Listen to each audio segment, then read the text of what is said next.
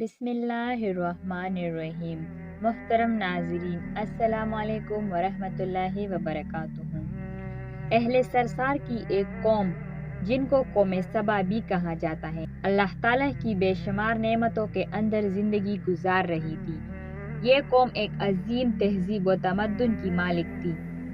حضرت داؤد علیہ السلام اور حضرت سلیمان علیہ السلام کی باعظمت حکومتوں کے بعد ان کی حکومت زبان زد خاص و عام تھی۔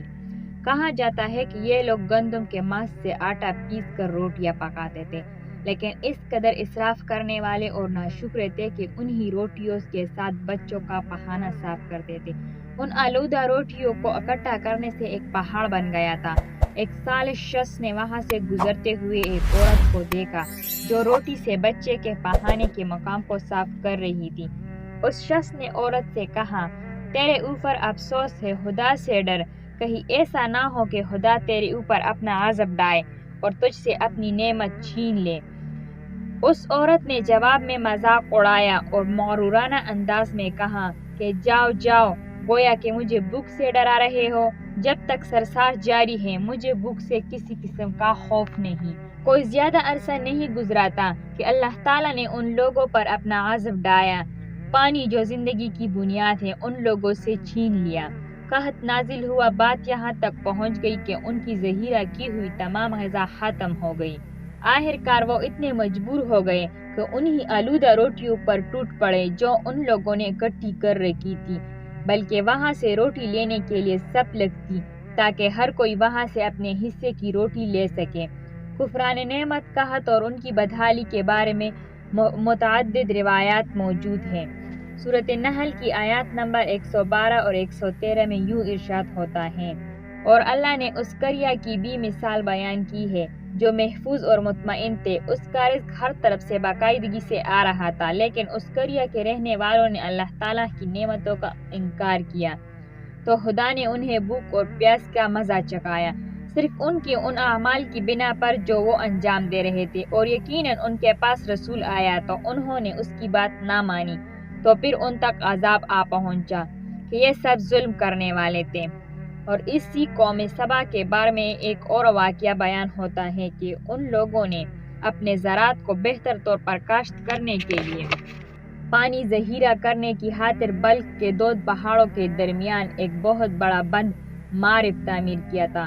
سوراخ اور دوسرے پہاڑوں سے گزرتا ہوا پانی اس بند میں آتا اور زیادہ مقدار میں جمع ہو جاتا۔ قوم سبا نے پانی سے صحیح طور پر استفادہ کرتے ہوئے وسیع و غلیظ بہت سے خوبصورت باغات لگائے اور کھیتی باڑی کو رونق بخشی۔ ان باغات کے درختوں کی شاخیں اس قدر پھلوں سے لدی ہوتی تھی کہ کہتے ہیں کہ اگر کوئی شخص سر پر ٹوکری رکھ کر ان کے نیچے گزرتا تو پھل خود بخود ٹوکری میں گرنا شروع ہو جاتے اور تھوڑی دیر میں ٹوکری تازہ پھلوں سے بھر جاتی تھی۔ اس قوم کے بہت سارے دیہات اور قریے تھے جو بہت آباد اور آپس میں جڑے ہوئے تھے، لیکن نعمتوں کی کثرت نے انہیں شکر کرنے کے بجائے سرمست اور غافل کر دیا تھا، یہاں تک کہ ان کے درمیان بہت بڑا طبقاتی نظام وجود میں آ گیا تھا۔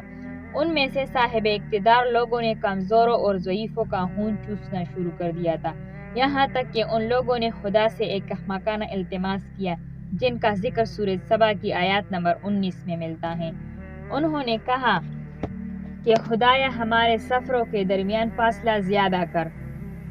انہوں نے اللہ تعالیٰ سے یہ التماس اس لیے کی تاکہ غریب و بے نوا لوگ عمرہ اور ثروت مندوں کے ہمراہ سفر نہ کر سکیں۔ ان کی خواہش یہ تھی کہ آبادیوں کے درمیان خشکی ہو اور فاصلہ بہت زیادہ ہو تاکہ کم آمدنی والے لوگ ان کی طرح سفر نہ کر سکیں۔ اللہ تعالیٰ نے ان مغرور پیٹ کے پجاریوں پر اپنا غضب نازل کیا۔ بعض روایات کے مطابق ان مغرور لوگوں کی آنکھوں سے دور صحرائی چوہوں نے معرب نامی بند کے دیواروں پر حملہ کر کے ان کو اندر سے کھوکھلا کر دیا۔ ادھر سے بارش زیادہ ہوئی جن کی وجہ سے سیلاب آ گیا اور اس بند میں پانی بہت زیادہ جمع ہو گیا۔ اچانک بند کی دیواریں ٹوٹی، اس سے اور بھی بڑا سیلاب آ گیا جس میں تمام دیہات، آبادیاں، مویشی، باغات، کھیتیاں، ان کے محل اور گھر پانی میں غرق ہو کر نیست و نابود ہو گئے۔ ان کے باغات اور زراعت میں سے صرف کچھ درخت اور جھاڑیاں بچی تھی۔ خوش الحان پرندے وہاں سے کوچ کر گئے، جبکہ الو اور کووں نے قوم سبا کے کنڈرات میں اپنے گھونسلے بنا دیے تھے۔